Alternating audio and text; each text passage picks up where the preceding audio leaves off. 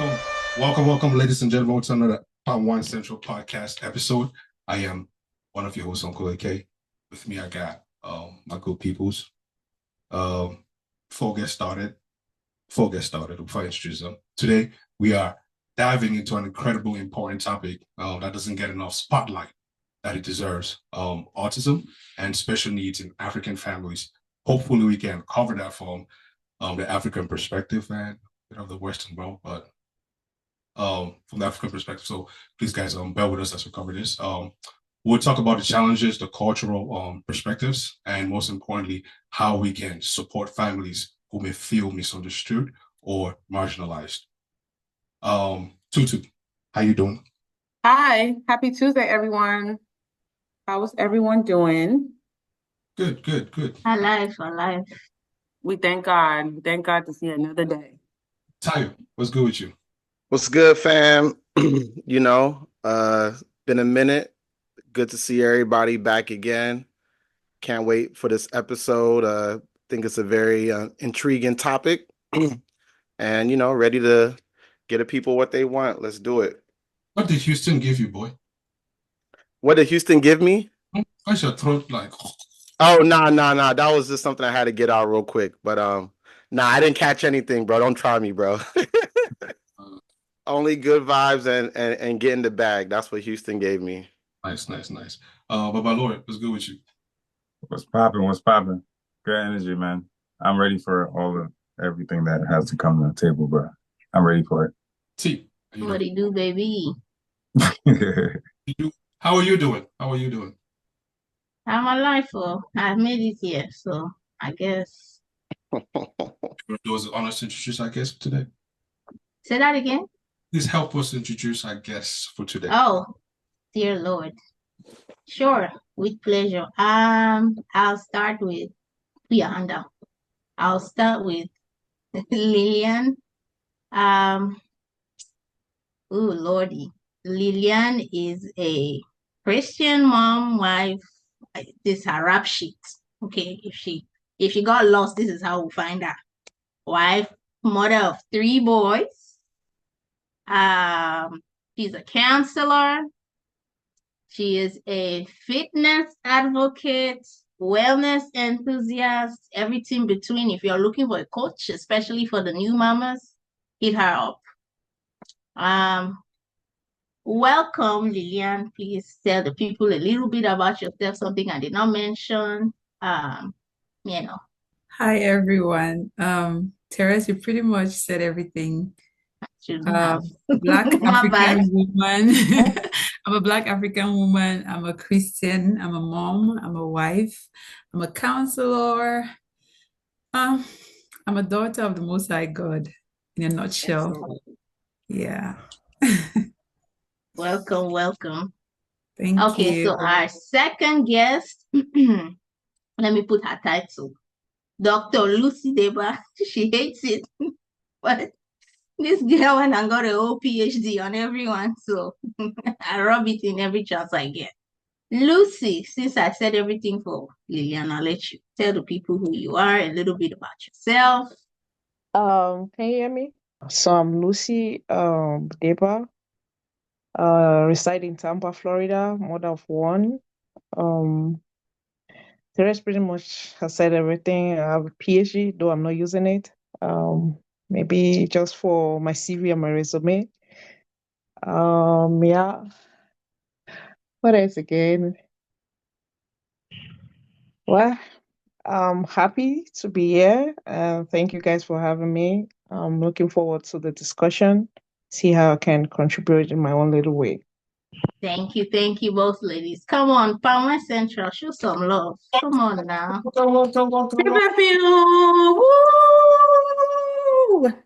Welcome.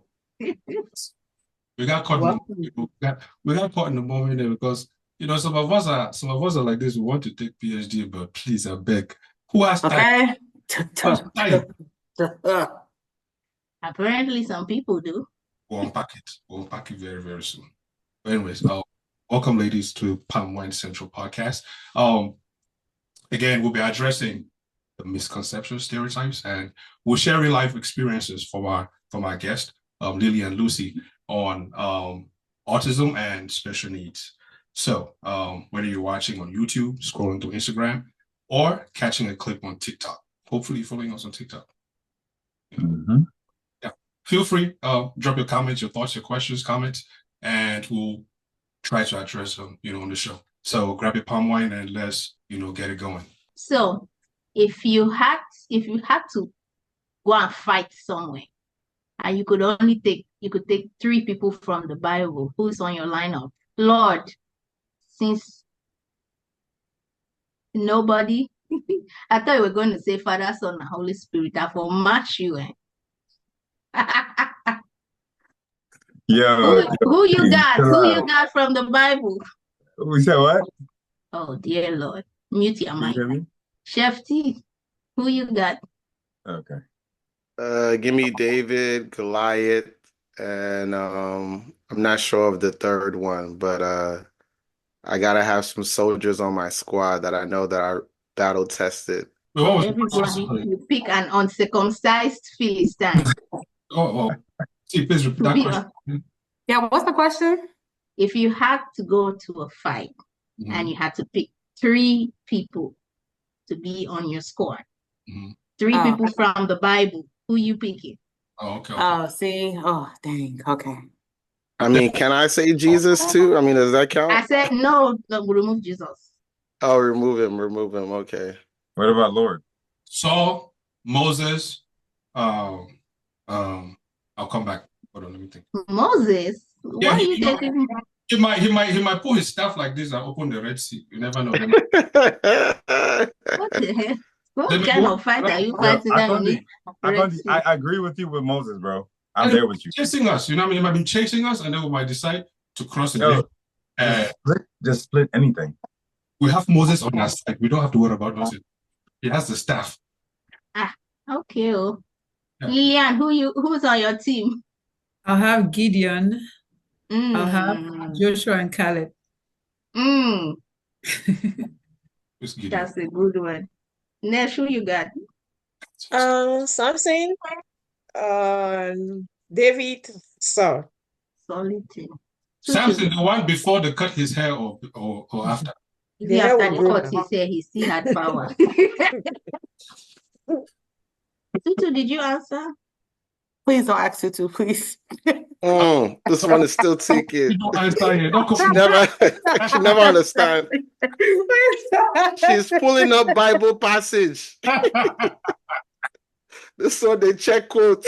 Who is You're not gonna embarrass me on this platform today. She's like, yo, I didn't get that far. Come back to me. Ask me after. You're joking, right? Ask me after the show. Well, you're joking, right? No. They already said all the people that I wanted to say anyways. No. I am joking. No, No.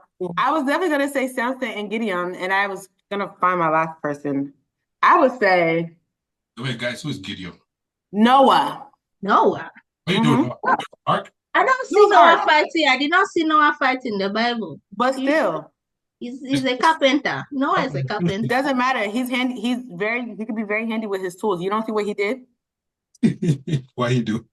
Okay, sure. I mean, it's your squad. You can put whoever you want on it. That's fine. Guys, who's Gideon? Gideon is from the Gideon is an Israelite. He was a warrior that God used. He raised Gideon to go and destroy the temple of, is it the Amalekites? Was it the Amalekites? I think he was a judge. Maybe Lilian can expatiate. Somewhere in Judges, it's in the right book of Judges. He's one of the judges.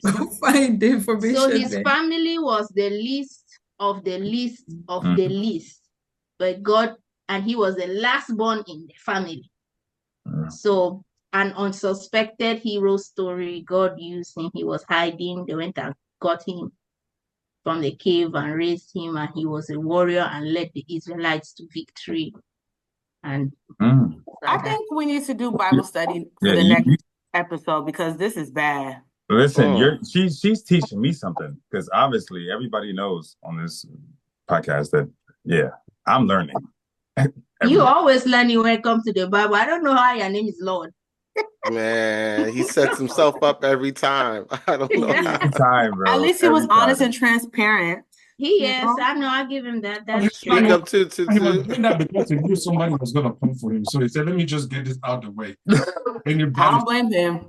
You know what I mean? Anyways, my score is gonna be Samson, David, and Peter.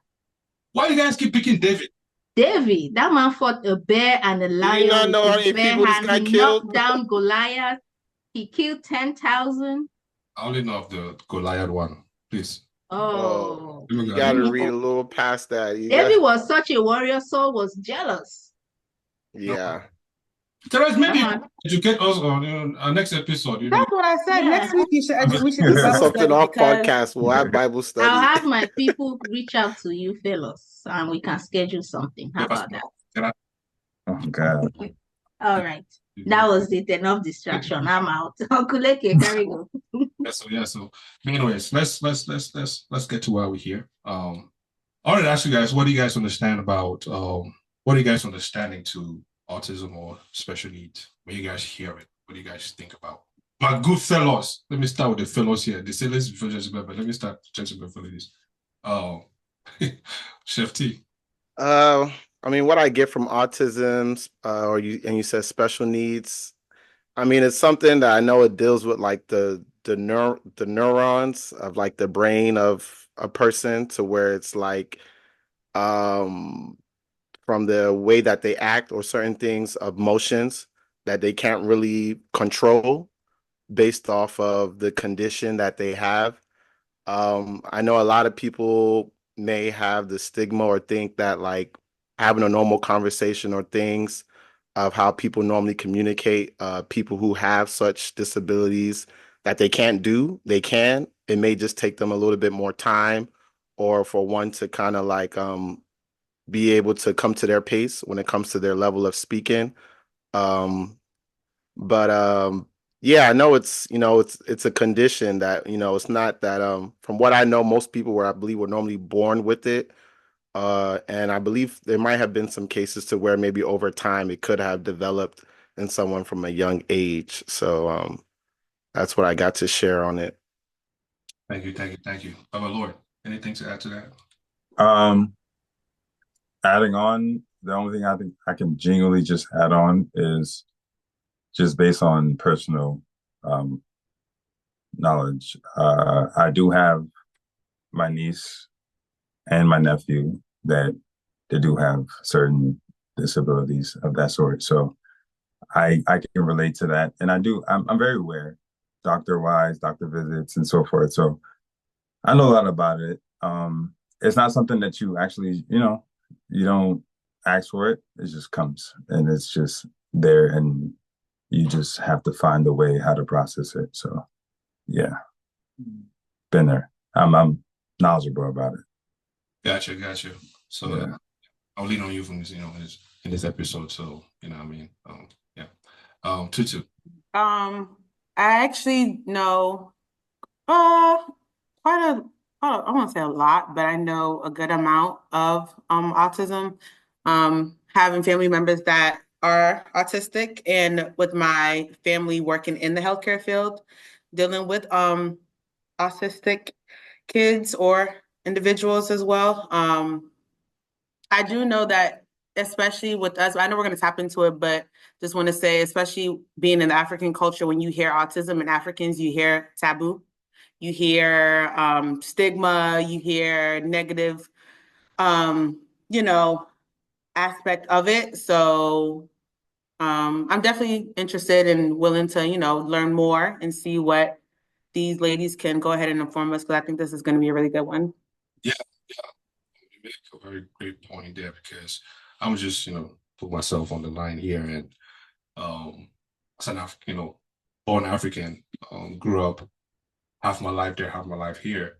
Before in Africa, this is when you see a child or a grown adult who is autistic, right? Before it's they're crazy. That was my understanding to it growing up. Nobody ever sat me down and said, oh, this is what's going on, or this is what to look out for, right? And then when I, came to America, and then it was different because I was looking like, hey, is that? And then somebody else like explaining, oh, no, they're different. I mean, like Chef T said, it's a neural, a neurodevelopmental condition, right? So having to restructure my brain to think about it that way, which again, a lot of people need to and have to. But again, coming from where we come from as Africans, the environment is not conducive in terms of medically. Like medically, it's not been explained for people to understand it that way. Medically, people see it as oh, these are my folks. So as we discussed, let's also keep that in mind and kind of have our conversations around that. But all that to say, Therese, and then we'll go to our guest. What's your own understanding about autism and special needs? To be honest, I really didn't know what it was. Again, I was born in Cameroon. I don't think that growing up, we had diagnosis for something like that. So I really didn't know what it was till I got here. And then I realized, oh, wait, half them folks I know back home are autistic, And it's like, to me, growing up with someone like who displays like autistic symptoms, it's almost like a stamp of a death sentence. Like, you are less than whole, you're condemned, you can't really function, because let's be honest, there are not even systems in place for people like that to function normally. So coming to the US and in recent years and getting to know people who have to deal with this in real life, then I look at it and I was like, oh, I was all the way off. Like, if I was a celebrity, they'll probably cancel me for the things that I thought autism was, right? But we're learning. I don't know a whole lot about it, just because it's not something that I am dealing with directly. But at least now I know that it's a disorder that affects kids and adults alike, and they're different. It's called a spectrum because it's a wide range of symptoms or levels, something like that. Maybe the ladies will be able to break that down for us. So yeah, that's what it is. Okay. All right. So let me go ahead and just start, I guess, kick it off. If you both ladies, it doesn't matter who goes first. If you guys can kind of just like share your your story. You both have kids.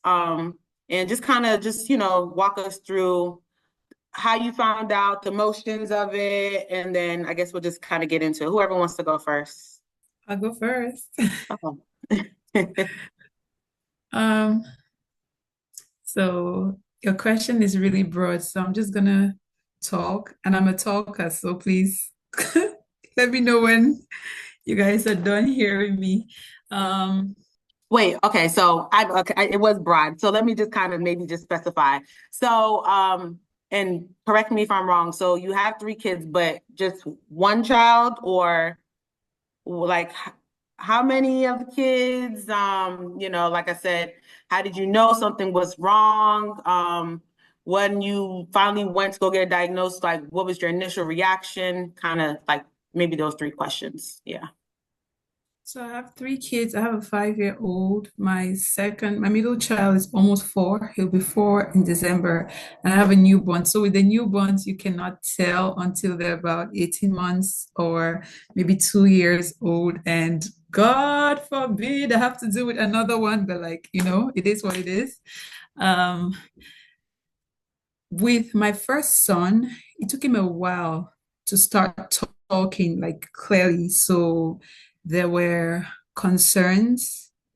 However, he picked up, he's adjusting really well. So we were not really worried about him. My second son, however, it took him a while. He's nonverbal, so he's almost 4. He doesn't really talk. He'll say A, C, D, like he'll try to form words here and there, which is really hopeful. Now, how did I find out? You go for your checkups with your kids and they have to hit these milestones, right? And then the doctors start asking questions and you're like, he is different. Now, again, remember with my first son, there were some concerns, but he grew out of most of them. We still have a few concerns here and there, but like nothing really serious. So when it came to my second son, also we have to remember that this child was born in the heart of the pandemic 2020, so there was that to consider. So as a parent, you're hopeful, you're like, oh, he'll probably grow out of it. Yeah, he's almost 4, and again, like I said, he's non-verbal. So, and Lucy can share her experience, but what I've realized talking with a lot of parents is regardless of your socioeconomic condition, your level of education, and all of that, I don't work with special needs kids, but I'm a counselor, but I was in denial for a while. So you see how that goes. When it's your turn, you're like, maybe it's not the case. And I'll have my younger sister say, maybe you should. And I'll just tell her to shut up. But eventually, now that I think about it, when he was almost 2 or after he turned 2, is when I was like, okay, I have to realize that he's not the average kid, he's different. So something has to be done. I'd rather start making sure that he receives all the support that he needs, instead of waiting and being hopeful. And then it gets to a point where I'm like, I wish I did all of these things. So we found out during our doctor's visits, I went through a period of denial. And I think me and my husband went through a period of denial. But thankfully, as soon as I accepted it, it took him like another 2 weeks and we just were on the same page. And as soon as we're on the same page, we started trying to find resources for our kid. And again, like I said, I have a newborn, another boy. So far, so good. Yeah, that's my story. Okay, thank you. All right, Lucy, go ahead with yours. I don't know where to start, but it's kind of similar to what Lilian's shared.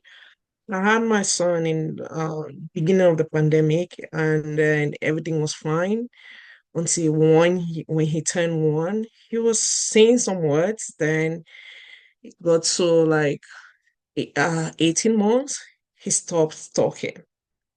He stopped following instructions, and then I had to finish my PhD. Then I took him to Cameroon. So then I started realizing there was something wrong. And the first people that we talked to were like, oh, it's because he's all by himself and there's not other kids around him. Maybe if I take him to Cameroon, since I have nieces and nephews, that will help him pick up. Stayed in Cameroon for like 6 months, brought him back, and then the way concern started, nothing was changing, like no improvement. He would just sit and look at you. But he would function like a normal kid. Like a lot of people around me didn't know my child was autistic until you get to talk to him. Then you realize, yeah, like he cannot respond, be like, okay, he's no verbal, you know.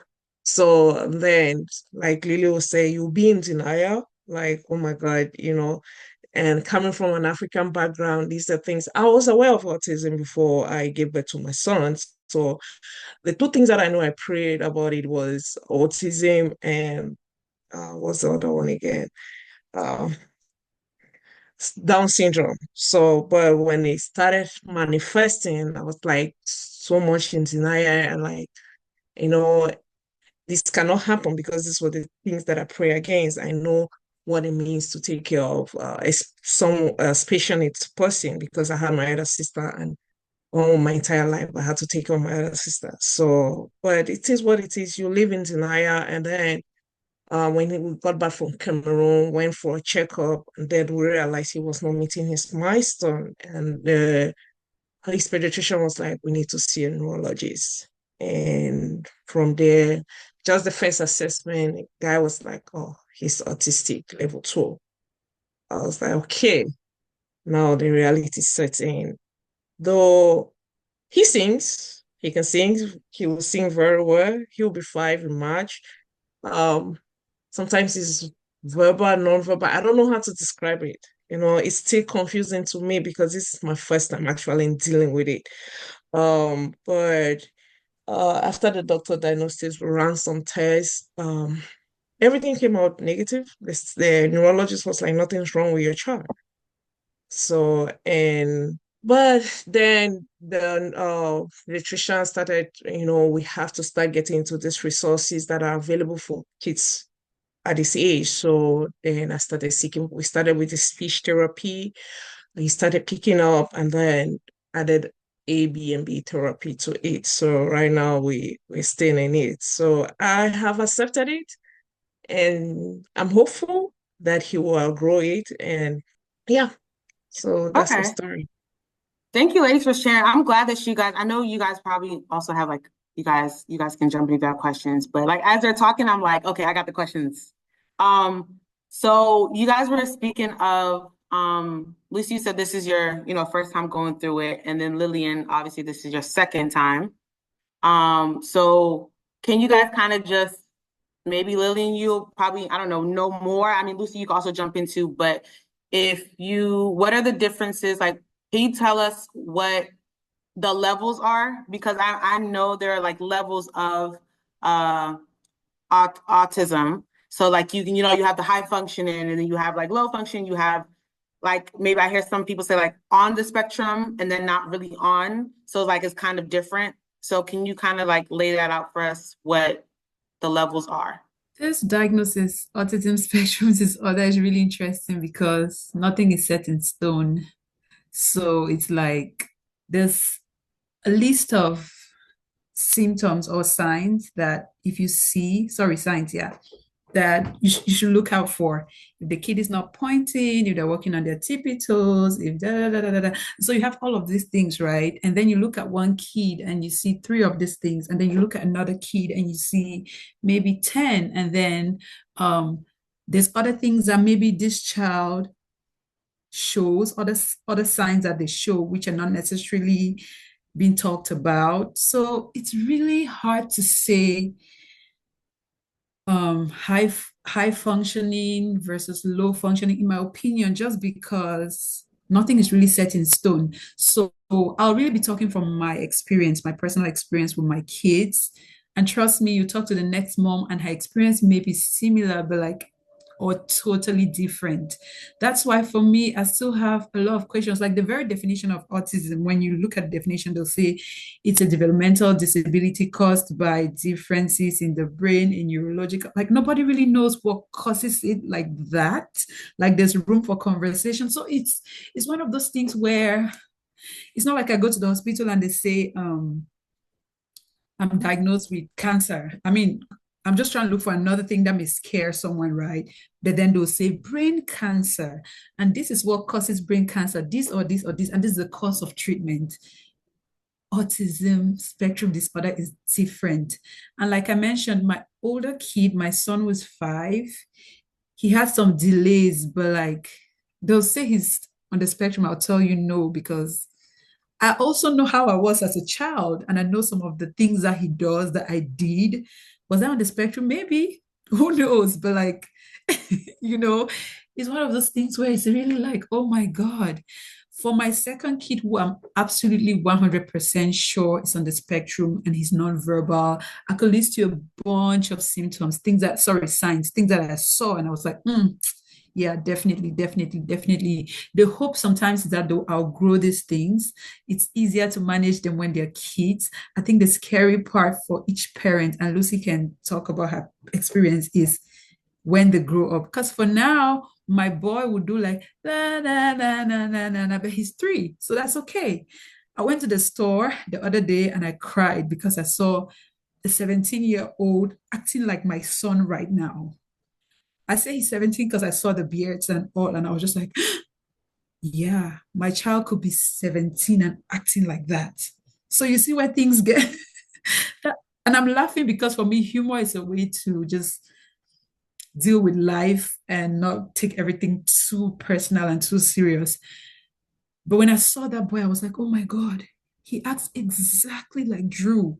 And then I went to Target the other day and I saw another young man on the spectrum. He was pushing away the carts, and that was his job. And I smiled and I was like, we define our worth a lot of times by what we do.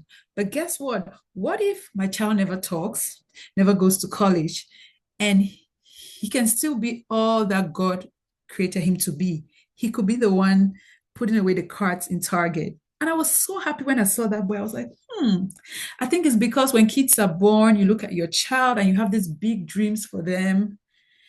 Yeah, but then this is what these are the cards that I was served, and I just have to make the best of this situation.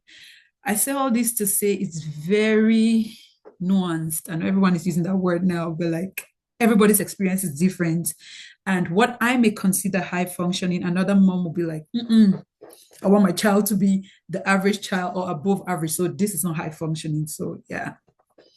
So if I may jump in, when I went to the neurologist and he was like level 2, so I came back home. I was like, okay, let me read the spectrum of level 1. So according to him, there are 3: level 1, 2, and 3. So he was like, I'm putting him in level 2 because he's nonverbal, and not that he's nonverbal, but when we were at the office, he counted from 1 to 10.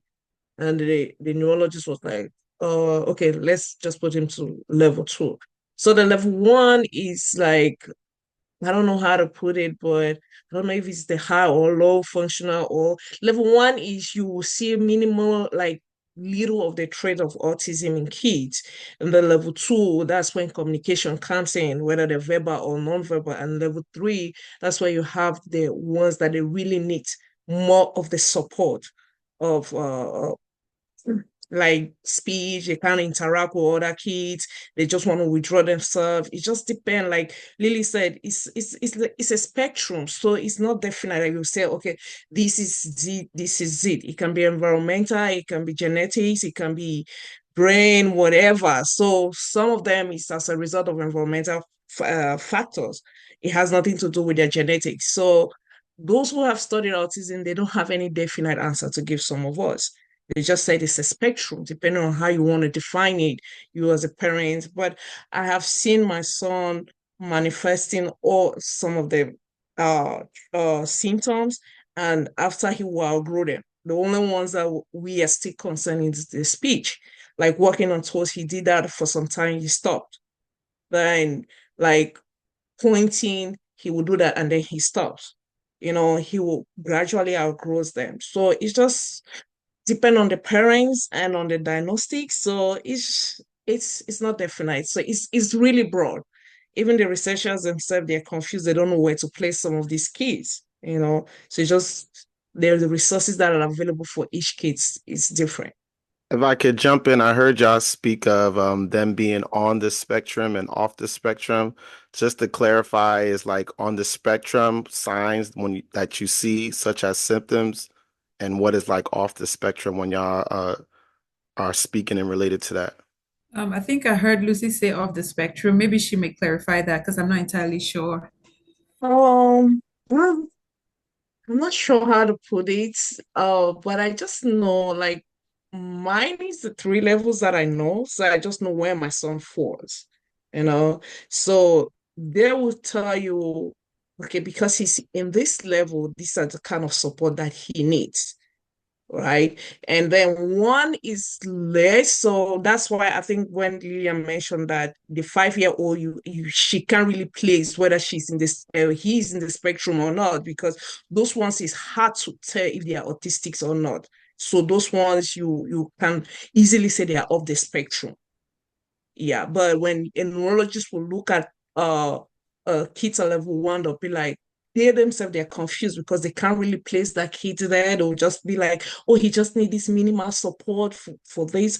But when it comes to level 2 and 3, that's when the symptoms become glaring. Then you know where the kids actually fall and the kind of resources they need. Okay. So, And then another question in regards to verbal and nonverbal, does that still as in like interaction, even if one is verbal or nonverbal, does that change if someone is nonverbal, as in you're talking to one in response and you tell someone to do something, do they still comprehend and can do that action? It's just that they're not responding, or is there more to it when someone's verbal and nonverbal? Again, it's different. Like Lucy said, her kid can sing. I've heard a couple of moms here and there say their kids cannot talk, but they can sing. And I'm just like, yeah. And it's the same thing. My son recently started singing his ABCs all the way to Z, and he'll count. he'll say mama. Now, he only recently started responding to directives like Drewy. Initially, when you call his name, unless I'm trying to correct him or reprimand him, I think he'll get my tone, not really like, But now, if you just say Drewy, he'll turn and he'll respond. But if you say, go get the cup, you're wasting your time. You're really wasting your time because he'll just chill and do what he has to do and go. But he knows everything that he does.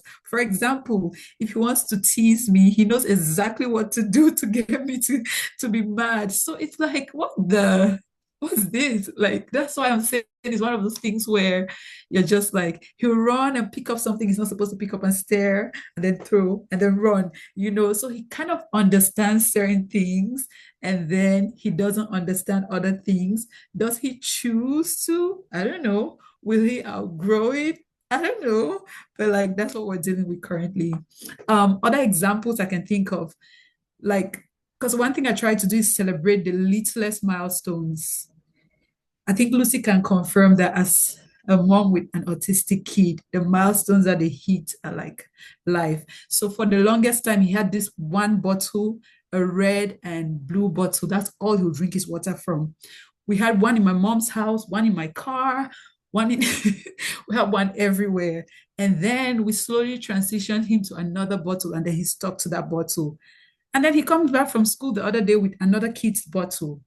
And I was like, oh my God, he'll not drink water all day. His bottle is in school. And then I just picked up a random bottle from the house and gave him, and he drank. And he picked up his brother's bottle and he drank. And I was like, oh my gosh, he's now drinking from every bottle. You see how it's... I was celebrating that. That was just a couple of days ago, but you see how some of those signs and symptoms vary, and yeah.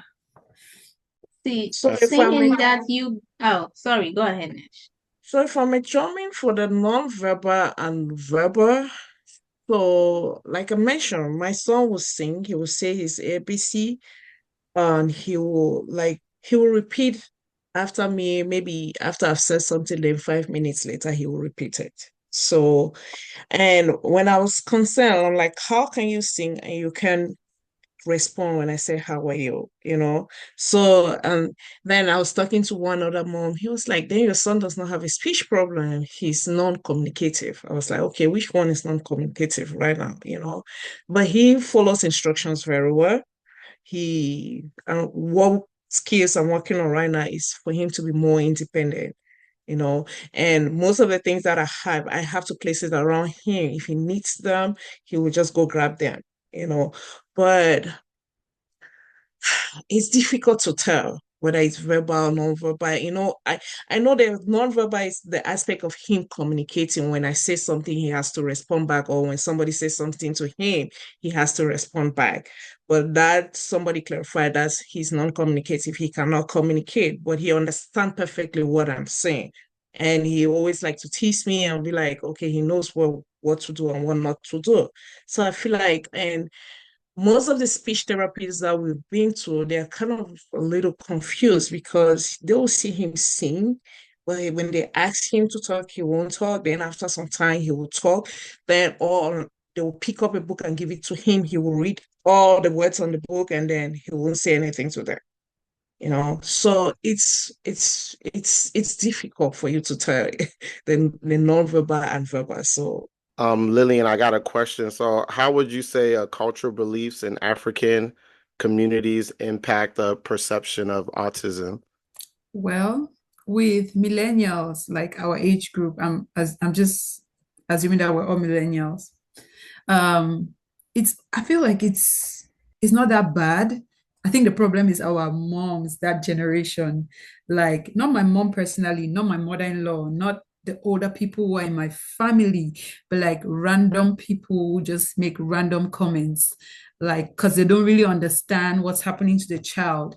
For me personally, my cultural beliefs have not impacted the way I view my son's special needs, just because I think my background in counseling too. So there's been that. Before I had any kids, I was already a counselor. So there was that. Also, I'm very intentional about the people I surround myself with. and the places I take my children to. If I don't have support, I'm not going anywhere because I'm not about to be running behind my kid and they have people saying, hey, that Peking, they don't know it. I'm not about to, because as much as we cannot control everyone. So I try to control to the best of my ability. So I've not really faced challenges like silly comments from people just because of the people I surround myself with. And then I try to be very intentional the places I take him to. He goes for birthday parties when I have help, when I have someone else to go with me. Like if I'm going with daddy and myself and the two boys, because I just had a new baby, so I'll say the two boys, then we'll go. If I'm going with his aunties, then we'll go because I know I'll be watching them. And someone may pass by and say, you must get that picking phone. But if I don't, he'll be running outside and running because they have this thing where they say eloping. They just go. They just go. And they can walk from here to Africa if that was possible. If they don't have to cross rivers and you know what I'm saying, they can just go. So I have to find ways to make sure that he's trying to socialize but also ensuring that he's safe. So if I have to give him my phone while we're at a birthday party to ensure that he doesn't elope, by all means, I'll give him my phone. So I'll not say my cultural beliefs or the people around me have not been supportive. It's been really, really good for me. And know that that's not the experience of a lot of African parents because I talk to people and I hear stories. But me personally, it's been okay. And seeing that you mentioned it just in the line of having to go outside, like in public, right, with the kids. Can you educate us or give us some clues for people who don't have experience with that? Like how do we approach families or parents that have kids that are on the spectrum, just so we're respectful and also providing that support and not being too nosy because sometimes questions can be very intrusive. So is there any like tips or education that you can give out for those looking from the outside in? Yes, me personally, I don't mind polite questions. Now, not everybody wants to have those questions, especially because not everybody's as forthcoming with the information about their kids as me and some other people I know. So with me, as soon as I see someone who is having a conversation with me and they're kind of off, I'm like, oh, he's a special baby, or oh, he's on the spectrum. I just let you know. And I've had people ask me questions like, is he okay? Do you need help? Things like that. I feel like any normal person will find it okay. You know, something that I had to learn now that I have a kid on the spectrum is I remember a while ago, I'll go to parties and you just see a random child just hug you. Sometimes it feels like it's off, but those kids, they're drawn to specific people. Sometimes a baby may just hug you just because, you know. And I always advise that we lead with love. Even if you're curious, find a polite way to ask the questions and always ask people if they need help. I think that that's the most important part because sometimes when I go to functions, my kid, my Drew, he doesn't socialize. He only plays with his brother and his cousin because they engage with him.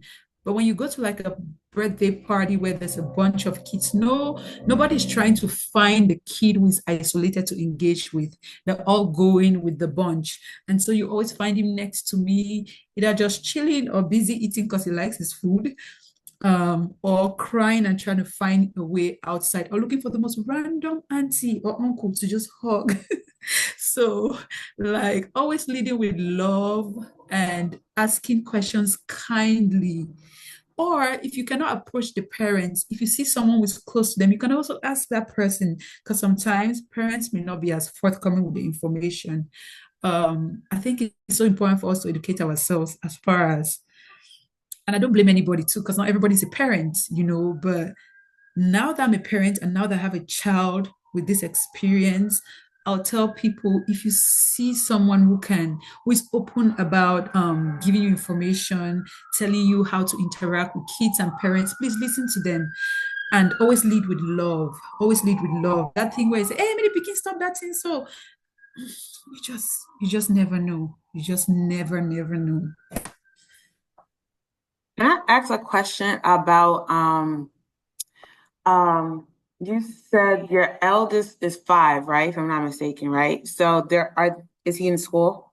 Yes, he is. Okay, so how do you go about like schooling? Talk to us about, how you felt when you had to, send your kid off to school. How do you still feel now? Because I know that's a big thing, not even just like with a parent that's dealing with a child that doesn't have a special need. You know what I'm saying? Like everybody's scared nowadays because you never know what happens in schools, right? But now you're actually dealing with a child that actually has, a need, and it's totally different. Like that's more added weight on top of just sending your child to school. So how do you deal with that whole, my child is going to be okay?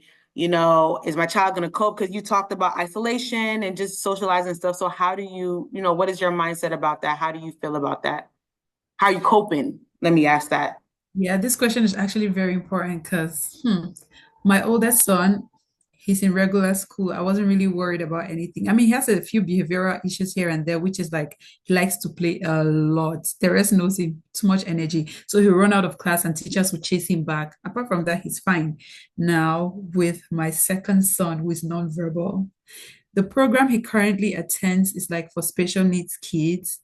He was supposed to have started in January, and because he's nonverbal, I feel like as much as I was doing the research and trying to make sure that he gets started, something in me was holding me back because I'm like, this child cannot talk. If something happens in that school, how will I know? You know, and then I eventually got to a place where I was like, you know what? Let go and let God. That's why my faith is such a huge part of my experience as a mom and raising my kids. I've always been somebody who, going back from way back when, if you went to school with me, oh, that girl, she kind of cares about God. She knows about her God. But when I had these kids, it took it to another level. You literally have to, I know that as parents, eventually as our kids grow up, you have to let go and then let them get into the world. But just imagine kids who need special assistance. You literally have to surrender to God because now his dad drops him off and he comes back with the bus. He comes back very happy every day. I mean, it's one of those things where when he's going, I'm just like, plead the blood of Jesus over this boy because he cannot tell you if anything happens. So, but then again, I cannot hold him back at home and not have him receive the services that he needs because if something happens, he cannot tell me. And looking at it from another perspective, growing up, things did happen to us and we overcame. So, worst case scenario, because there's always that. I think sometimes when we say we trust God and nothing will happen to him, or it could, I'll trust God that everything turns around for his good because coping is a place of complete surrender where I'm like, there's not much I can do from my end. I just send the child off to school and trust God for the best. Next, to answer that question that Lilian just got right, did you have any concerns when Tickums, I said Tickums, that's how I call her son, when he started school or when you had to get to that point where you had to send him off from school? Is he in a regular school? Or had he seen the special programs, and where did that place you? I think that was the question that Lilian was answering. Yeah, after during the course of the diagnostics, so when they realized that he was autistic, so they have this special program for them. So normally a child from 4, I think 4, we have the voluntary pre-K, but since he was autistic, they had to send him to this special program, which is to prepare kids like him with that kind of special needs to be ready for kindergarten. So he's into the program right now. It's for a 2 years special program, but it's in a public school. I wanted him to have that experience being with other kids. I didn't want where he will go to a specialist school where he will have one-on-one with the therapist. Even though that's what we're doing right now after school, but I still want him to interact with other kids. Sometimes right now it's difficult. The good thing is I'm working from home. So it's a little easier for me to like jump from one therapy to another. I remember when I had to drive like 30 minutes, 40 minutes to just go and sit for 30 minutes for him to have a speech therapy. So, and I was like, this is not going to be productive for me. I'm tired of driving. So I changed the location. So he goes to a regular school. After school, he has his therapy section with either the speech therapy or the A, B, and B therapies. So to me, I would love him to continue with a regular school. I don't want a one-on-one because I'm still hopeful. You know, we're coming from Africa and like there's a strong hope, and our faith is there that he will eventually outgrow it. So, Speaking of coping, right? Before I get into like how do you take being a parent, seeing that, this is an, I don't want to say that's an extra layer of responsibility, right? Having to deal with a kid has that needs assistance, that has special needs. How do you take care of yourself in order to take care of your kids? Like, what coping mechanisms do you ladies have in place to replenish yourself so you can forge on this journey? That's a good question. Can I add on? Because that was literally what I was gonna ask. But to add to that, do you guys also feel some type of guilt? Like, oh my gosh, this could have been prevented, or, do you feel some type of like, oh, I brought this upon myself? You like, if you get what I'm saying, do you feel like, is there another way I could have went around this, or, so that's my like second part to that. Lucy, do you want to go first? okay, I'll go first. I know you've been talking. Sorry, I had to mute myself. I don't know. Am I going to start with Therese or Toto? Which of you? Because the question is related. So no, guilt. I don't have any kind of guilt because when you're ready to have a child, it's your decision. We live in a country where you either decide to have a child or not. So if you want to have a child, you're ready for the consequences, whatever. So yeah, but when things like this set in, it kind of turn you off and you start thinking, oh, you didn't prepare for this. Nobody, you don't get up and have a child and say, oh, I want to give birth to an autistic child. But these are kids with special needs, and I have never regretted. And in terms of coping mechanism, my family has been very supportive. I think that's what you need is a support system around you. People that will encourage you, people that will not be judgmental, people that will not tell you, oh, you knew this, and that, and that.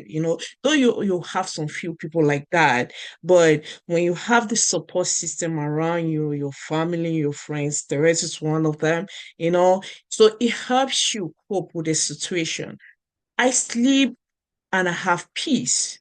I don't lose sleep over this. But once in a while, it will hit you. It will hit you, but you'll be like, but majority of the time, I don't lose sleep over it. I just know he's a special child. I have to take care of him. And if I have to go to a party, I dress him up, we go to the party. You know, we have fun, but most of the time I know he doesn't interact much with kids that he doesn't know. So for those that he knows, he will play with them, he will have just play around and but if it's to go to church, I'll take him to church, kind of look for a church where they can accommodate his needs. And the sad thing is that most of our African churches, they don't have that. But if you go to most of predominantly white church, I will put it that way, they have resources for kids like that. They have a special program for kids like that. So I take him there and he will have fun. And that's just it. There's no other way. But one thing I will tell whoever find he's or herself in that situation, you just need a strong support system around you. Somebody, people that will encourage you. I have one of my sister friends. She has 3 boys too, and I think 2 of them are autistic or so. But she will call up and check on me. She will tell me this is what you have to be doing at this time. This is what you have to be doing at this time. This is the milestone he's supposed to get there. So she will encourage me, and I'm really grateful for her. If I don't call her, she will call me, and you just need that, and that will help you cope. And coming from an African background, back to the question of education, I think we have to educate ourselves, because if we Africans, our African community in the diaspora, educate themselves on issue like these, they will know how to approach parents who have kids with special needs. Hey, you can tell me. Yeah, I'll answer Therese and Lucy, but oh no, sorry, Therese and Tutu. But before that, just so I don't lose my train of thought, talking about education, and I know we're talking specifically about autism today or autism spectrum disorders, but like, to be honest, ignorance is not an excuse for anything in this digital age. We can educate ourselves about everything. And I'm talking to myself too, because the fact that I have kids on the spectrum and I'm knowledgeable to an extent, there's other things that I'm totally clueless. So this table that I'm shaking, I'm personally on it as well. Talking about guilt, I really don't feel any guilt. But I would say when I was in denial, then I used to feel, oh my God, is this something I did? Maybe I should have. At that phase, I felt some guilt. Like Lucy, I do not lose any sleep over it. Not because I'm unbothered about my kids, but because I've accepted my reality. Not because I feel like nothing can ever change, but because I'm taking it one day at a time. There's a scripture that I hold on to so tightly. I think it's in Daniel 3, somewhere in 16 and 17, but it says something along the lines of that's Shadrach, Meshach, and Abednego about to be thrown into the pit, the fiery furnace. And they say something along the lines of, our God can do it. I know he will, but if he doesn't, we're not going to bow before you, O king. That's my scripture for my son, Drew. It's in 1 second, God can reverse it. He will, but guess what? If he doesn't, we're good, because he did not promise us a life without struggles. He did not promise us a life without trials. And he's a high priest who has been through a lot more than we're going through, and he understands our struggles. So there's that. And for my support, oh my God, my tribe. Again, Therese is a member of that tribe, because there's times when Therese is in Maryland and she'll be in this house and I'll just go about my merry way and leave her with these boys. My parents, my siblings, my in-laws, and my friends. Like, I have an amazing support system. Now I'm juggling 3 boys and everybody's like, oh my God, how are you doing it? I have support. I cannot even lie. I don't think there's anybody in America that has a tribe that supports them like me. Lucy, no shade to your tribe. I'm just saying, like, I don't think there's any mom in America that has support like me, from my mom and my sisters to my mother-in-law and my in-laws and my friends. Like, my kids go for weekend to my friend's house so that I can breathe. Like, I have an amazing support system. Oh, no. I cannot be having this conversation without their dad, because he's very present, very involved, and he amazes me at the level at which he took this. As a counselor, I would have expected myself to really be on top of things, but he's really on top of things. And sometimes I'm just like, I mean, yeah. So that's really how it works for me. Jump in here real quick. Just along the lines of finances, right? I had just recently watched, no, not recently, but I think a year or 2 ago, Netflix released a documentary about special, adults with autism, their own reality show, getting married and things like that. For the first time I seen that, and I mean, I was left speechless in many different ways. But for the most part, it was nice to see that at least, they go on TV too. Like, I don't want to say regular people, because they're regular people, but you know what I mean. Anyways, as they're growing up right now, how do you plan for their future? Especially being that they might not go through the regular marriage route like everybody else. They might probably spend more time with you than usual. They might not move out, like everybody else, right? How do you plan for these things? Or how are you planning for it? Yeah. Personally, I think when they're younger is the easier part. Now, I don't have any adult kids on the spectrum, so I cannot speak to that. However, I listen to podcasts, I listen to other moms, and I know that as they age, it gets more challenging. It gets more challenging. One, we're Black and we have Black boys. If a kid is on the spectrum, they will not think, okay, just so I can give my thoughts in an organized way. I recently heard someone talk about his brother who way back in the day, maybe like 15 years back, was on the spectrum, and their stepfather was assaulting the mom, physically assaulting the mom, and the brother on the spectrum had to step in and help. And when the police showed up, they literally had guns pointed at him, right? And he had to step in and say, he's on the spectrum. And my thought immediately was like, the police in my neighborhood are about to know me.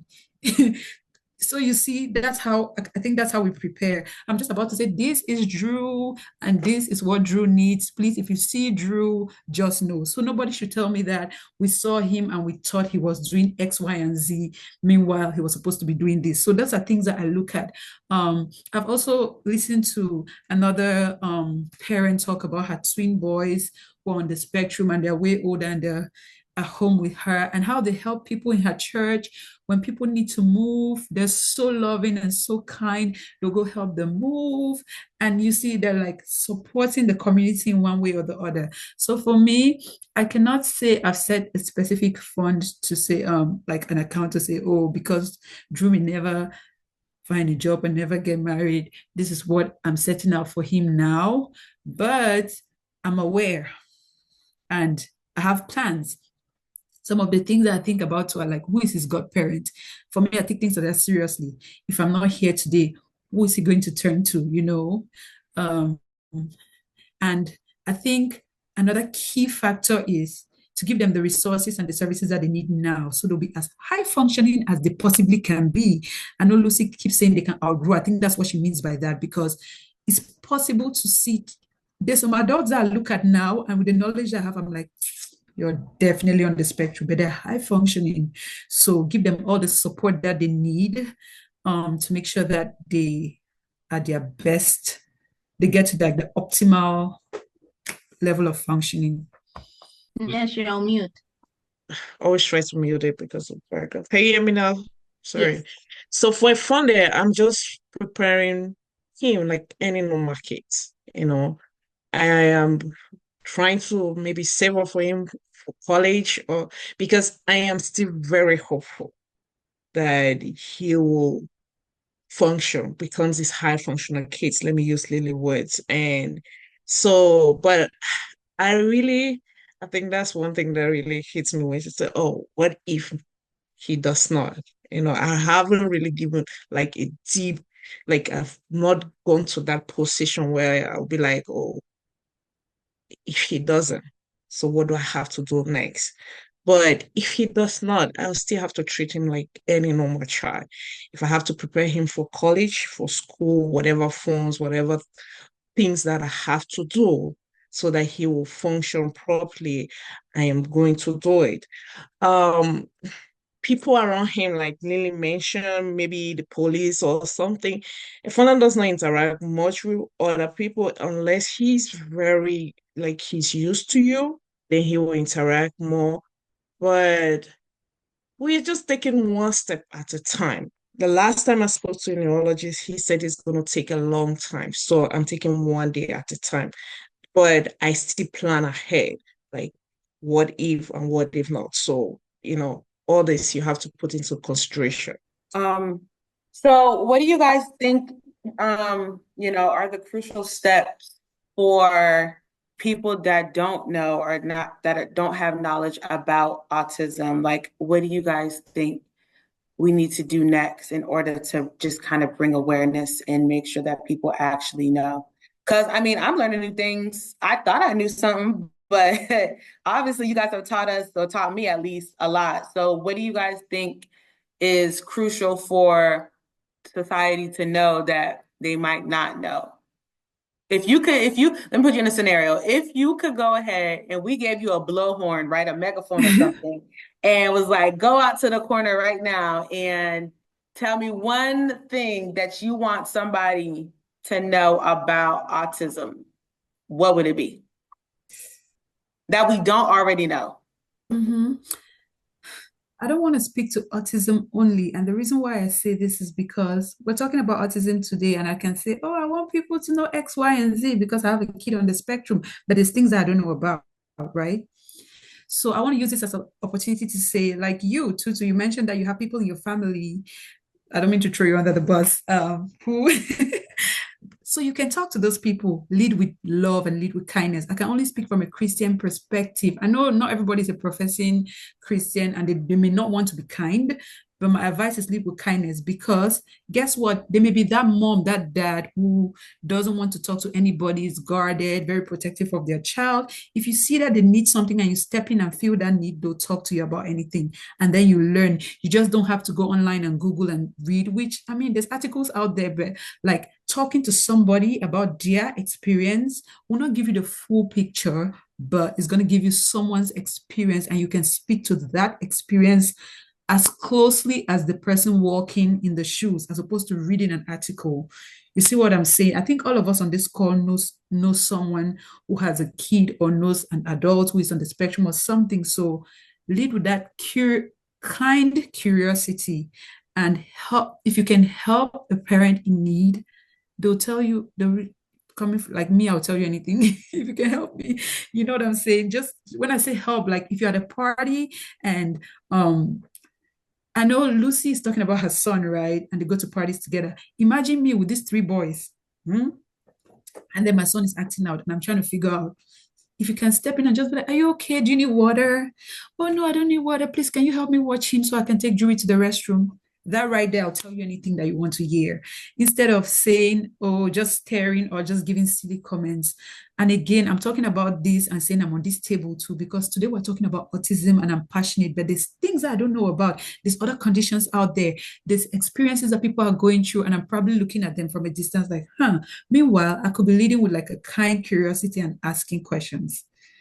Um, for me, the first thing I will say to somebody would be like, these kids are normal kids, irrespective of the fact that they say they're special. They're like any other child out there. Um, and kindness and love, it should be something that we should all learn to show or share with people. And in terms of and that depends too on the kind of society. I know we are from Africa. We hang a lot around ourselves, you know.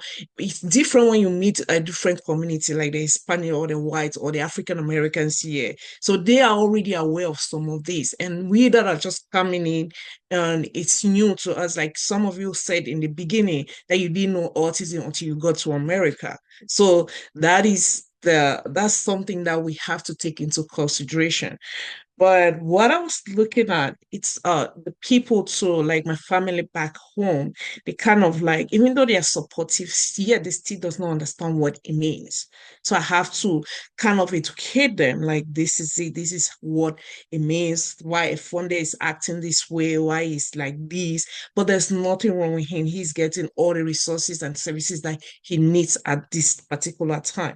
So back again, education is the key, you know, especially our African community. I know most of them that are knowledgeable about autism, they're either in the medical field, so they know what is going on and they can easily step into help. But what about those people who don't know anything? So how do we talk to them? So yeah, sometimes it's difficult, sometimes be like, oh, but most of the people that I know they are not aware, they always step into help. Like for example, if I go to a party, I have a group of boys that know if a phone is around, they know how he's gonna act up, they'll be like, okay, I will take care of him, you know. But I'm not sure they are aware of what is going on with him, but they just step into help so I can have some freedom or interact with other people, right? But I think back again, education is the key. These are normal kids. These are special kids. I don't know why they even use the word special, but they are normal kids, like any other kids out there. I know it's just to qualify them. So, But Lord, you mentioned, please jump in here. You've been very quiet. You mentioned from the start, but yeah, could you take that question too? In regards to like Our something, acceptance. huh? what are the most crucial steps we can take to increase awareness and acceptance? I'm not gonna lie. For sure, it's definitely is love. The level of acceptance is definitely the children, they feel it. They definitely feel it. So my nephew, Liam, he's a brainiac, but when it comes to his speech, he doesn't really speak well. But you can ask him any question. He knows all the continents, countries, anything. He knows that. He knows all of any and everything. But when it comes to him just speaking as like most people, most children would speak and like based on their age, it's not the same. But he has it. He knows how to speak and say things that he's supposed to say, but what do you call it? He has a lag. So instead of saying, "Hi, uncle," he will say, "Hi, uncle." So it's just more of like a lag, but he knows what he's supposed to say. And then that's Joanne's son. And then I have a niece, Layla. She's deaf in both ears. So 50%, 50%. She can only hear 50-50. It's not 100-100. So who else? And then Althea, there's also a speech thing. She chooses what she wants to say. So when it comes to all those, like my niece and nephews, all I do is I just talk to them. And I make sure that while I talk to them, I don't make them feel different than their cousins. That's a huge process that I always make sure I keep consistent. I don't make them feel different. When I play with them, I don't try to make them feel as though like, hey, okay, nah. It's same kiki kaka, ha ha ha ha. Same thing. And that's how, because of what I do, it makes them feel comfortable doing it with their cousins, and they continuously do it with their cousins, and they don't feel as though they're out at all. So sorry. To kind of bring it around, right? I know we've talked about like the coping mechanisms and everything, like, and you both have spoken a lot about faith, right? How has your faith played with you coping, and what kind of encouragement can you send to a parent or someone who is responsible for a kid that is on the spectrum? Lily, you want to start? I'll go. How has my faith personally played into all of this? I feel like speaking about how my faith has impacted my journey with raising my kid will be skewing the results a lot, because what I see and what I experience are two different things now. So I feel led to talk about what I see a lot. Before, I know Lucy's laughing. I think she knows what I'm about to say. I feel led to talk about what I see a lot and hear before I talk about my experience. You hear things like, pray, you go well. Which is not to say, and I've spoken about my faith here, I believe it's like God can do this in 1 second, right?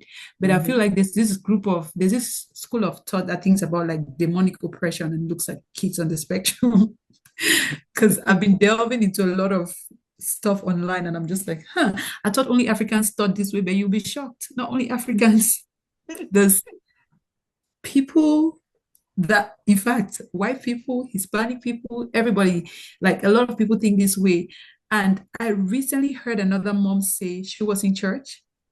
One of the leaders said, if you know you have a kid with special needs, autism, stand up. They all stood, and he started exhorting them, like, and then he goes, and God will deliver them in Jesus' name. And she just sat, because she has a kid who has, this person I'm talking about has a kid who's on the spectrum, and then has like another fragile X syndrome. I don't even know what that is. And he was born with that. So what are you saying? That his chromosomes, like, are they a mistake? Like Lucy said, these are normal children, right? I don't even know what they mean by the average child, because honestly, what is the average child? You know what I'm saying? Yes, milestones as a guideline for us to see how kids should grow. Makes sense, makes sense. All of us here, I'm guessing we're Cameroonians. I'll say something like the 11 papers I had for an ordinary level, what did I do with it? You know what I'm saying? All of those, it's one of those things where for me, I know that God loves me. God loves my children. He chose me for whatever reason to birth this child that came with these specific needs to serve a purpose for his greater glory. That's why when I eventually got to the place where I was like, he can, he will, but if he doesn't, I'm at rest.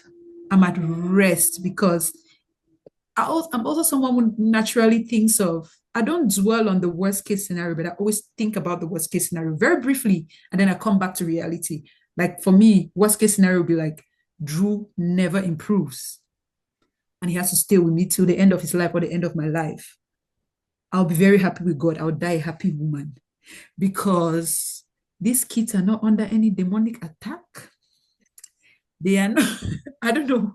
Like, I feel like this topic deserves a whole podcast because I'm talking and I'm getting so passionate, but I feel like I'm going to ramble. So I'll just let Lucy talk about it. In terms of my faith, like I said, even before I had my baby, or when I found out I was pregnant, I started praying against this, But then reality sets in. Now you have an autistic child. What are you going to do? Do I stop believing in God or do I continue? Sometimes I will be like, God, I don't deserve this.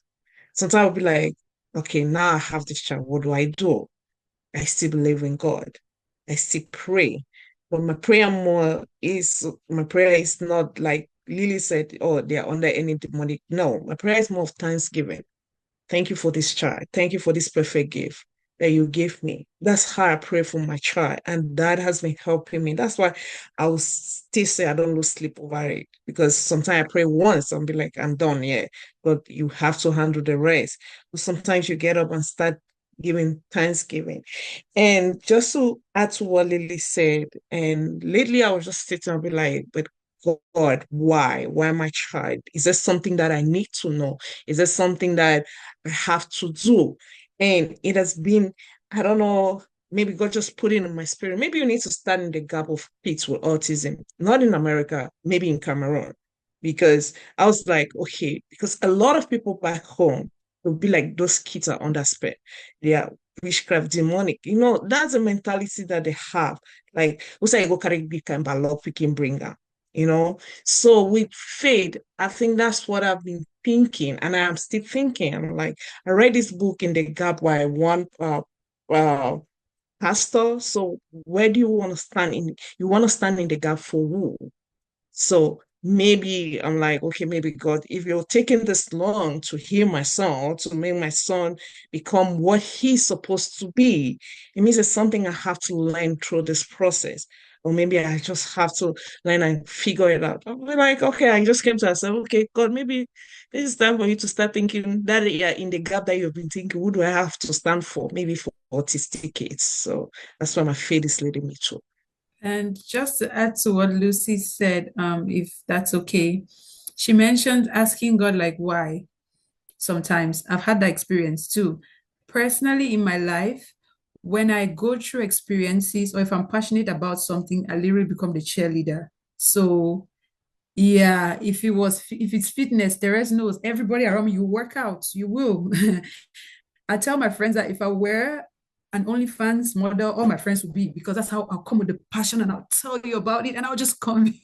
So when I had a kid on the spectrum, I was like, I think I've had to hold myself back not to delve into that world, or else I'll leave my dreams of the part where I wanted to go in counseling and just go as a behavioral therapy. Like, that's me. So for me, it's speaking up for reminding people, like standing in the gap, like Lucy mentioned, maybe not necessarily always praying for autistic kids per se. That's not like what I say I'm standing in the gap for, but like speaking up and telling people. And when I see a kid who is like most likely on the spectrum and people are acting out, I'm the first person to wake up and say, Don't do this. It may be this, talk to the parent. And yeah, so I feel like God is really using all of this for his glory.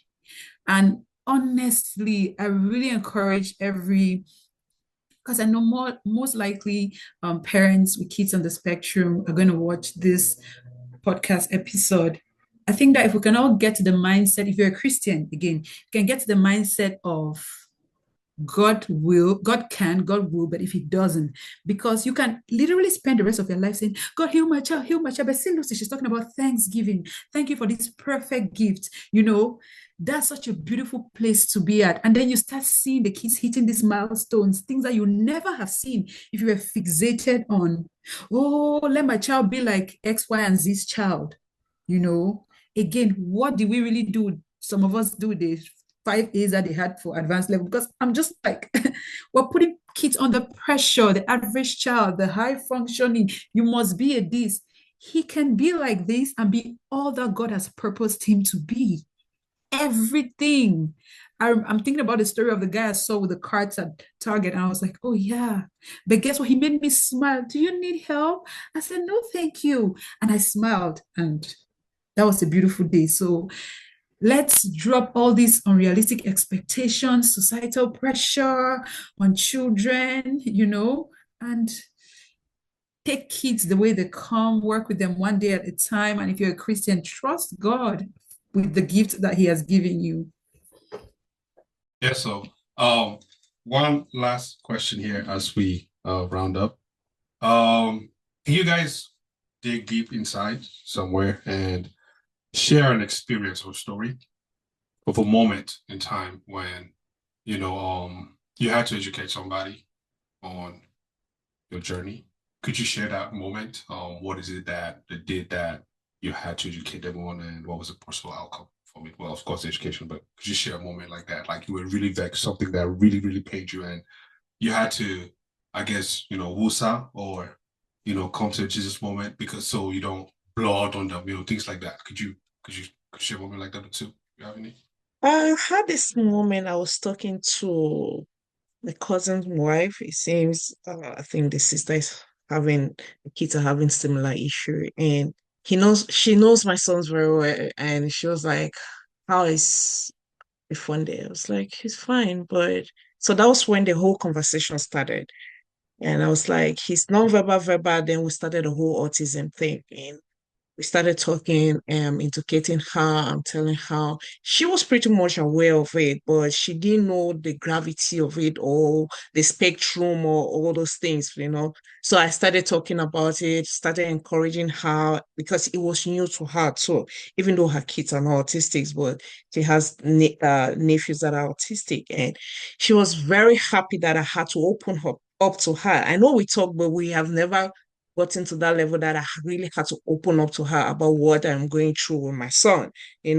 So, and we talked about it. At the end of the day, I felt like I was able to, like, oh, there are a lot of people that are going through all this and they are not even aware. She was just like, oh, thank you for sharing and thank you for the encouragement and stuff like that. I'm like, these are things that they will eventually have to deal with. But if you need any form of encouragement, you can always call me, and it's going to take a while, but it's a gradual process. And all the person needs is just to have the strong support system, get some resources, some help for the kids, and the kids will be okay. And I think at the end of the day, she was very happy me sharing my experience with her and how I'm coping with myself. For me personally, because I'm very expressive, I'm very vocal about my experiences. Like I'm that friend who, after their first childbirth, all my friends, nothing will shock them when they go to give birth to their child. I'll show you everything, I'll tell you everything. My last baby was a C-section. You see, and I'll call the other person who had a C-section and say, you did not tell me this part. Why? Like I'm that person. So when I found out that my kid was on the spectrum, initially I was in denial, and I feel like the people around me who knew for a fact, they just sat and they waited for me to get to the place where I accepted. And then there was also a group of people that were as clueless as I was. And then eventually we all embarked on this journey. And as I learn, I share. literally. So if I had to stick to just my tribe, I'll have no explaining to do to anybody, just because as I learn, I share. As I learn, I share, and we move on. But I had this one experience where I had to go for a baby shower, and I'll typically not go out. Then I had just my two sons. This was like a couple years back. I'll typically not go out without someone else to help me with the boys, but my mom was going to be there. So I was like, okay, I can go with them, and then mommy will help me. So we went there, and a very, very close family friend's baby shower, and then her cousin, one of my kids was acting out, and she was like, hey, another picking them. No, I did work with them. I know how they did. And I was like, which picking them? You know what I'm saying? Like, which picking them? And then she said, oh, I'm like, I did not have to say anything. I checked her with my eyes. You know, people just give throw out silly, yes, not that picking them. Yeah, she was. I was just like, I was so mad after that. And I was like, oh my God, how did I find myself in this situation? Because like I said, I'll typically just not want to deal with people like that. So you have those experiences. Aside from that one time, I would say everybody else, either they just stared and said nothing, or if I even saw the concern or the confusion in your eyes, I'll go ahead and say, oh, I don't know if I told you Drew's a special baby. He's actually nonverbal. Like I'll just have that conversation, and then people are just like, huh. But I just feel like it helps, because next time when they see me somewhere, they already know. So I don't have to deal with all of that. Yeah. Well, if y'all ever need a babysitter, you could just send them out here to Dallas. I'm here. You know, you guys can send them. Me and T, we can team up. We're not too far from each other, so I mean, hey. Association, T, that I've associated you to it, so. I know, right? Just volunteer me like an African mother. Well, I mean, you already part of the tribe anyway, so you might as well go ahead and ask somebody else in the tribe too. Rich auntie. Man, should I have anything else to say? I've been schooled more than what I expected. I don't have anything else. I ain't got nothing. I ain't got nothing. Thank you both for coming on and being so vulnerable and sharing your story and educating us. Hopefully we can have more talks like this down the line. So I appreciate you both, ladies. Thank you. Thank you for having us. I'll speak for myself. Just a final word. It is a learning process, it never stops. So if you ever find yourself in that kind of situation, encourage yourself and keep learning, and no blame game. No, don't blame yourself. Why me? But it will come up. Don't worry. So yeah. It never. I'm learning every day. Every day I'm learning. When I go to his therapies and they'll see this one, be like, I don't know what you guys are saying. I don't know. You guys tell me. But they'll be like, I don't know. So I'm like, so I'm not the only one that is like, I don't know. So they told like, okay, we are just doing our best, giving him all the resources that he needs, and to act like every normal kid out there. So I'm learning every day. Is there like a what you call it, an association for like African moms? I feel like somebody need to start that, like an association for African moms with like kids that have autism. I feel like that's a support group that needs to be like put together, because like I've never heard of that, but I think that would be really dope if they're like, something. Tutu, don't give Lilian ideas, because okay, I'm kidding. Hello. She's a visionary. She gets visions like that and she runs with it. Well, yeah, if you start that, just that's a good one, Terence. I've actually, because in my church they have all these small groups, right? So I wanted to join a small group, and I was scrolling. I have all this interest, and I was like, I may be interested in this, and then I was like, wait, out of curious, I've never seen a group for parents with kids with special needs. So that's actually something I'm looking to like start that for my church, at least for my church. Yeah. So that's not far from, because I'm like, I was trying to find that and I could not see, and I'm like, okay, I think that's a word for me. And to round up, thank you guys so much for this conversation, for creating this space for us to share our experiences. What I'll say is, like Lucy said, all of us are learning, right? Even the specialists are learning because there's nothing set in stone like Yeah. diagnosis for malaria, fever, 38 degrees. We don't have that, right? So we have to understand that as a parent, first of all, you're the expert in your child. You know your child more than any other person. See, Lucy gave an amazing example where she said her kid will talk at home sometimes, but not during his visits with the neurologist or with the specialist. So advocate for your child. Say, no, no, no, no, no. You guys are actually saying this on here, but he does this back home. Maybe the environment is not the most comfortable for the kid and they're not expressing themselves as it typically would. So advocate, advocate, advocate, and early intervention. I get it. There's denial. Right. There's God, why me? There's that. Please, as you wallow in your God, why me? Wake up because your child is growing and they need those services and they need these services. So as you experience that, why don't you hold the child's hand and get these services while you experience that even? Because I was thinking back and I was like, oh my God, I was at a place where I was accepting by 2022 and my child was just 2 and I was really proud of myself. I was like, I did not spend a lot of time in the denial phase. So I really encourage parents, please, as we wallow in our denial, these children need services. So wake up and find those services and help the children to be the best child that they can be. And please stop comparing your child to other people's children. Right. Stop. That's the best. That's a real one. Even for the ones that don't have, tell my parents that. Yes, stop comparing. Stop comparing. That part all the way. Woo! All the way.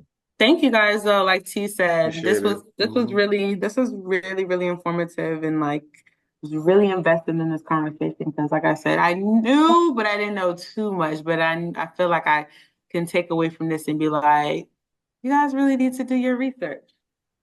Tell everybody and let the word that was really good. So thank you guys for joining us. Thank you for having us.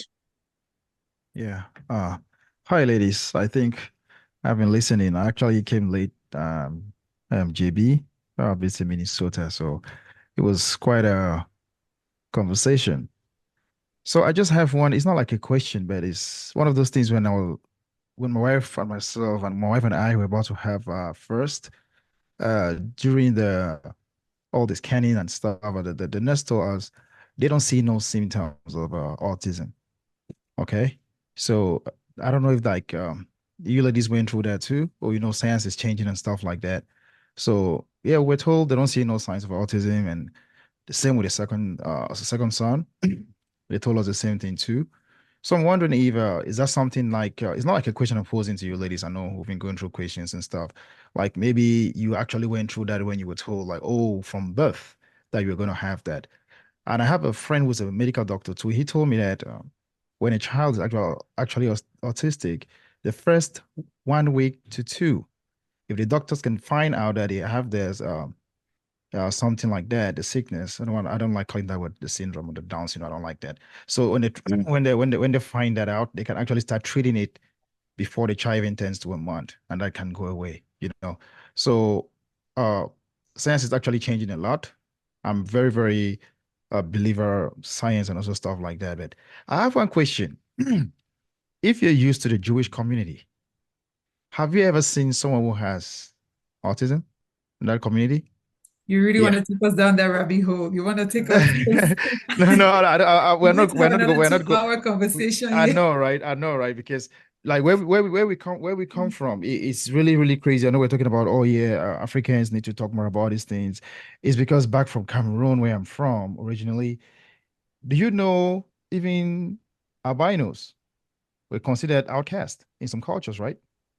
Yeah. True. And you have like I know of families back home where at least 6 of them have autism. Like, and we tend to like play it like, oh, is it hereditary and stuff like that and all those things. So all I have listened to today, I just want to end by saying you ladies are wonderful. Yeah, wonderful ladies for you to really come out and talk about things like this. I also have a friend out there in Texas who has a son who is also going through something like this. And I'm kind of like weird, like, okay, come and say hi to Uncle JB. I don't really know what to say. So you kind of like try to like make me feel like, oh, maybe I'm gonna say something that's gonna piss him off or make the mom mad at me and stuff like that. But after talking to you ladies today, I feel like I've gotten a lot of understanding of the concept, and I think we just need to continue spreading love and understand that we are all human beings, and whether you're autistic or you're not, you're gonna pass away one day.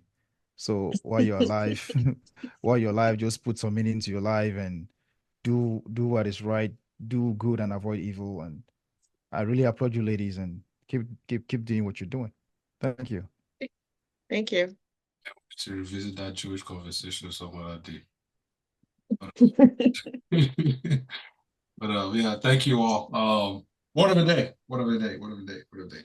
Okay, all right. So today's word of the day or the week, ladies, if you guys are new to this, but usually for the week we do like a word of the week, and we just try to like expand people's vocabulary and stuff.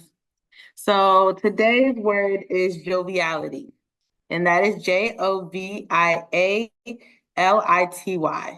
and it's a noun, and it means the quality of being friendly and in a good mood, or a situation that is enjoyable, friendly, and pleasant. So I'm gonna use it in a sentence. I'm gonna use you, Lilian, as my in my sentence today, and you, Lucy.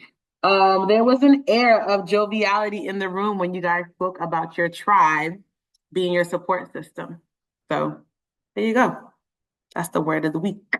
Who has used any of these words in their regular day today? None of y'all. Actually, no. T used a word a couple weeks ago in the comments, and somebody who used it last week.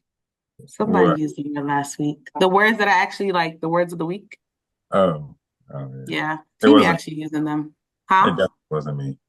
We know. You had to do me like that. JB got the catalog, so I wouldn't be surprised if he threw it out there. Man, He it's been missed crazy, like man. missed like 3 weeks, so he don't know. It's There been you crazy. It's been crazy. I actually got a couple and I listened to all past episodes. It's just that it's hard to actually put things together. Yeah, man. At least it's getting cold. It's winter and I'm gonna be What that one of these mean? days. What does that mean? The brain is No, please tension. ask him. Well, thank you for joining us on this Power Central podcast episode. This was an incredible episode. Hopefully, we get more guests who want to come on and share their experiences on different topics, not just autism or special needs. Last week we had finances, and then another week we had Egg fertility, egg freezing. Thank you. Yeah. So let's keep it going. We appreciate Lilian, Lucy, and Lilian for joining us today. Again, let's keep the conversations going. If you are watching on Instagram, YouTube, TikTok, Twitter, Thread, please again comment your experiences, your thoughts, any questions you got, and if you have a guest that you like for us, like to feature here, or if you'd like to come on as well, please hit us up on Gram or any of these social platforms, and we'll definitely bring you on. I'm one of your hosts, Uncle AK. I'm here with my good fellas and ladies, MC JB, Chef T, Papa Lord, Tutu, T, and our guests today were Lucy and Lily. Check us out on the next one. We'll catch you guys on the next one. Peace.